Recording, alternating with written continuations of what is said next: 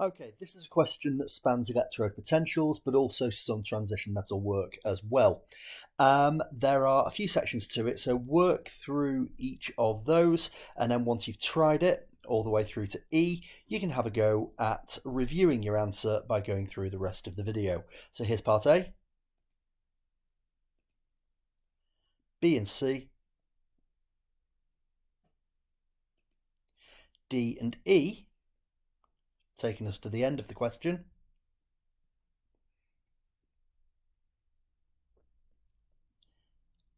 And now we're ready to start going through. So going back to A, here we have got data on the E cell values for a range of half equations. You've got to find something that can reduce VO2 plus to VO2 plus, but can't go any further. And we can see here that we have got a half cell that takes VO2 plus down to V3 plus. So I'm going to look at a number line here, and ultimately what I know is that my VO2 plus to VO2 plus has got to be on the right hand side because that's where reduction takes place. That means that I can't pick something that would be further to the right, which immediately disregards chlorine to chloride ions. Now from there, I'm going to look at iron 3 and iron 2, which is actually going to be reversed, Fe2 plus going to Fe3 plus, because you will always reverse the equation for the one that's on the left-hand side in the number line. I know it's going to go on the left because it has a lower value, plus 0.77. There are two others that do as well, but they are actually lower than the other vanadium half equation. And so if I used any of the other two, the reduction would carry on all the way to V3 plus.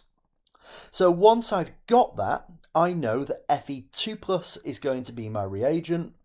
And the reason is, as I've just alluded to, I've picked something that has got an E cell value that's lower than the one that's needed to reduce the VO2 plus, but not so low that it would allow onward reduction.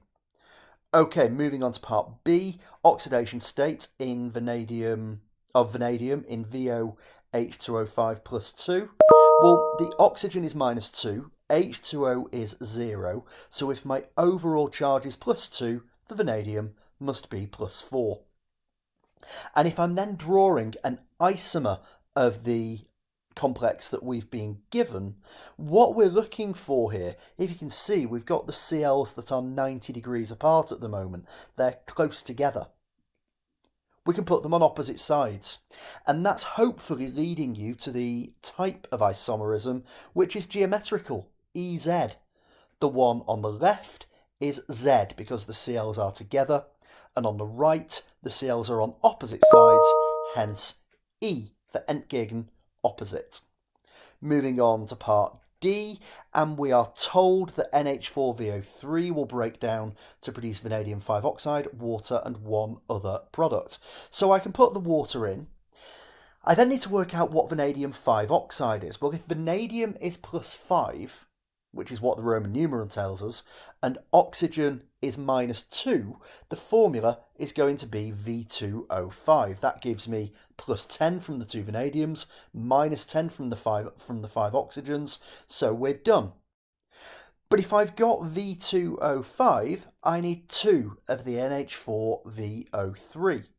And it's simply then counting up what I've got left. And what you can see is that there are 2 NH3.